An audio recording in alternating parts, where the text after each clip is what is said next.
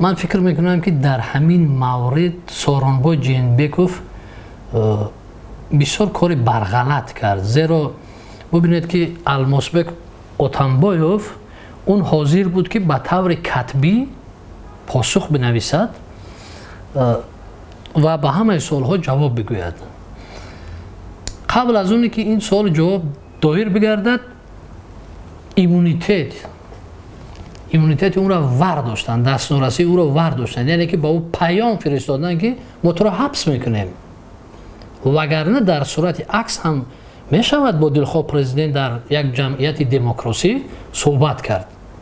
این یگان مشکل اشکال نداشت.